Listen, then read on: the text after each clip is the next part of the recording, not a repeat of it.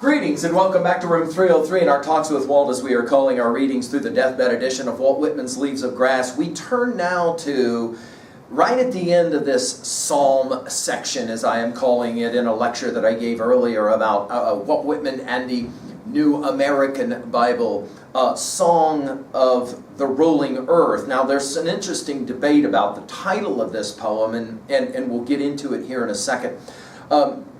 This is, for many readers, myself included, this is one of the greatest poems about linguistics, about language. We're going to get into this discussion about the logos. I mean, we're going to hear from the jump, the really Americanized language from the jump, and we're going to immediately be thinking about the Gospel of John, chapter 1, verse 1. In the beginning was the Word, and the Word was with God, and the Word was God. Hey, are you ready for this? The word or words gets used 22 times in the 130 lines of this poem, and so we're going to have to talk a little bit about that. Now, let's work through a few assumptions, as for some of you maybe that are joining us for the very first time.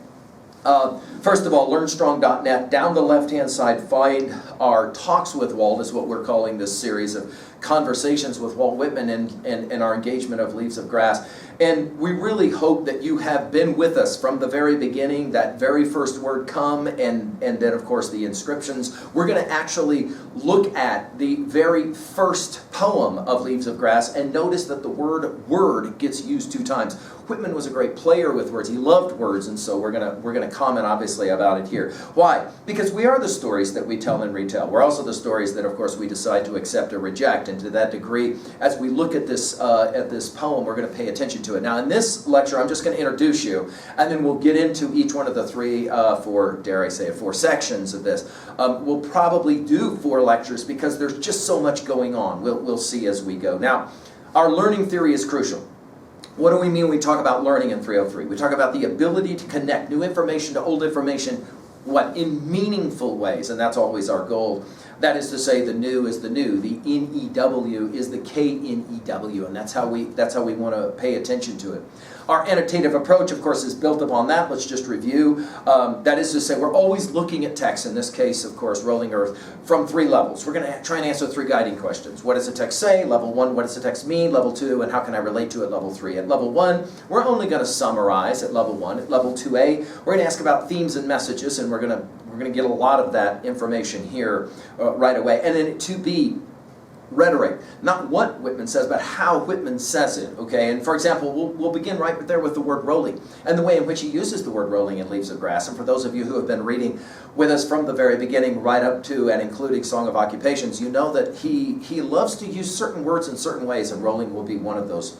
For us. At level 3, how can I relate this information? Because that's learning, right, for us. At 3A, how can I relate to other texts, and especially the echoes in this poem for everything that you've been reading from the very beginning is going to be fascinating. Who knows, by the end of this, we'll mention it possibly again. We'll probably end up even talking a little Wittgenstein before we're finished with this poem. It is a compelling poem in relationship to language and as well the reading of T.S. Eliot's 4 quartets. I've told you guys, hey, haven't I said this? That if you really want to read 4 quartets, T.S. Eliot's work, you have to know Leaves of Grass, because I think Eliot was very influenced by Whitman, although he, of course, would have argued otherwise. But I think it's pretty obvious. What does he say? That was a way of putting it, not very satisfactory, a paraphrastic study in a worn-out poetical fashion, leaving one still with the intolerable wrestle with words and meanings. The poetry does not matter. The intolerable wrestle with words and meanings. That is this poem, and it's one of the reasons why I love this poem so much. And people often say to me, oh yeah, I know Leaves of Grass, like Song of Myself, and I'll say, no, that's not the song I really am excited about. I want to talk now about Song of the Rolling Earth. Unfamiliar with that one. By the end of our conversation, I hope that you're not unfamiliar with this one. And then finally, of course, at 3B, how can I relate this information to myself personally? It'll be a big one. Our big 5, just to remind, we're always concentrating on what does this text say about first epistemology and what you can know, and that's going to be a big one, obviously, in the study of linguistics. Ontology, number 2, and who we are. Is it true? We've said it. We are the stories that we tell. Notice I say tell. We are the stories that we sing. We are the stories that we dance, whatever it is. But there has to be some sense of playing that game out of values as it relates to the individual ontology. And then as our next two of the big five, psychology, sociology, the study of the individual mind, the study of the collective mind. We're always interested in that, especially as it relates to language, of course, as we're going to study it so much here. And then finally, of course, the question of theodicy. Why do bad things have to happen? And the question of evil in the world. And we've already said that Whitman's theodicy, the answer to the question is to stop asking, why did this happen to me, and to learn to ask, why did this happen for me? Well, obviously play that game here as well. Now, we've talked about Whitman from 5 perspectives of the 5 Ps, and obviously there's more than 5 Whitmans, but we will see Whitman as person. No question, he has a biography, and that's significant even as it relates to this poem. He obviously is a poet who is grappling and wrestling with the way that words can be powerful and limited, right? Whitman as pedagogue, I think that's huge. I have said in many lectures that Whitman started out as a teacher, and I don't think he ever left his first love. I think even in his journalistic work, I think he always thought of himself as teacher first, as pedagogue first, and so we'll be playing that game. Obviously, Whitman is politician in his celebration of democracy. And the idea that we're all in this together, we're gonna hear some of that in this poem. And then finally, and I think significantly, Whitman is philosopher. He was very influenced from everything from Socrates to Emerson. I think Emerson stands behind much of this poem as well. And as I've said, our last assumption is that you have your own copy and version of Deathbed Edition of Leaves of Grass. You're doing your own reading, you're doing your own annotating, and then you come to our information here to maybe help you in that process. Now, as we've done with all of our poems, we love to jump into Norton's and to hear what Norton's has to tell us about background information specifically about this poem. This 1856 poem underwent comparatively slight revision except for its title and beginning. The changes in title themselves indicate successive emphasis upon the sayers, the words, and the earth. Poem of the Sayers of the Words of the Earth, quote unquote, from 1856 was the first title. Then the title changed to the Sayers of Words, 1860 and then 1867, to Carol of Words by 1871, 1876, and then A Song of the Rolling Earth by 1881. The opening 2 lines dropped in 1881 provided an explicit clue for the reader. It went like this: earth, round, rolling, compact, suns, moons, animals, all these are words. Watery, vegetable, sauriod, advances, beings, premonitions, lispings of the future. These are vast words, end quote.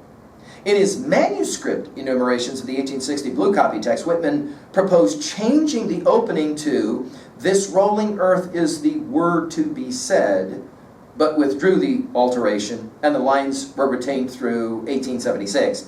Some of his greatest lines of Whitman, Norton says, are in this poem, and I believe this as well. This is one of my favorite poems of Leaves of Grass. I hope it will become one for you guys as well. A poetic demonstration of the transcendentalist doctrine expounded by Emerson in, of course, his classic essay, Nature, Part 4,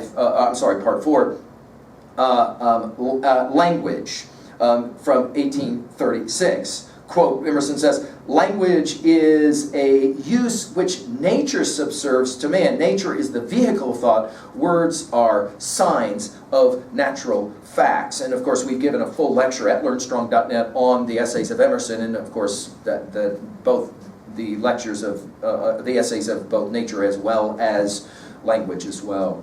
Now, what are we going to say about this poem? Well, no question. One of Whitman's most philosophic poems. Go back to our comments on eidolons from the inscription section to kind of play this out.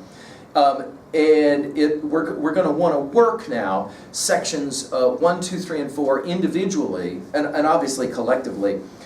We've got lots going on here, no question about it. We're going to, in this poem, be challenged both as a reader of the poem, and I'm going to say, and this is why writers love this poem, writers of words. Because we're always playing that game, right, as I was quoting earlier from T.S. Eliot. And the notion in East Coker, that idea that we're always the internal wrestle with words and meaning, the poetry does not matter. It was not, he says, to start again what one had supposed, right? That in other words, I try and say the thing I need to say. Whitman will say later, every attempt is a new beginning, right? Because one only has the words to say what one no longer has the need to say, he will say later, right? So we're going to be playing that. We'll obviously think of Hamlet's words, words, words when Polonius asks him what it is that he's reading. And of course, many have argued that so much of the Western tradition has, you can just put it down to that, words, words, words. We're always playing the game of words. And if you'll think about it, I mean, let's just now go to the poem itself just for a few seconds. Obviously, we're going to mess around with section 1 here in a second, but I mean, look at, for example, his use of the word rolling. I mean, we'll see the word rolling in Leaves of Grass from Song of Myself 24. You remember this one, Beetles rolling balls of dung, one of our favorite lines, right? But we also have in Salutamun, you'll remember, great round wonder rolling through space, as he's talking about the globe. The use of the word rolling. And of course, as we've said, the use of the word word. I mean, the poem will begin with, now, a song of the rolling earth and of words according. Were you thinking that those were the words, those upright lines, those curves, angles, dots? No, those are not the words. The substantial words are in the ground and sea. They're in the air. They are in you. Were you thinking that those were the words, those delicious sounds out of your friends' mouths? No. The real words are more delicious than they. And we're going to comment on the compelling use of this word, no. It will, of course, take us back to Song of Myself, passage 46, when he says, I was asking, when we become enfolders of this, will we then understand? No, we lift and level and all of that. We'll obviously be wanting to pay attention to that. 22 times we're going to get out of the 130 lines the use of the word word or words.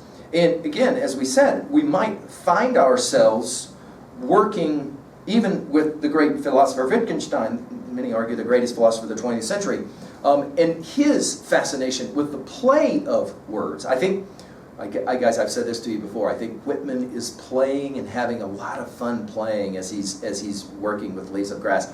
And as we come back to this now question, we'll ask again, as we've asked many times in room 303, is there a difference between writing a poem and being a poet?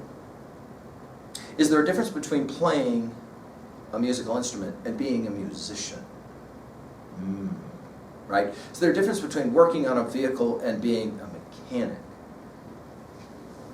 Well, what are we talking about? What is the distinction that we're drawing there? And I think this is the distinction of this poem. Namely, we're going to be dancing back and forth between form and meaning. And of course, that will take us, no question, to Plato and to Republic, as well as to St. Augustine and to Confessions. And on and on and on we could go. I welcome you back. I hope that you will come to join us in this conversation about Song of the Rolling Earth. Thank you.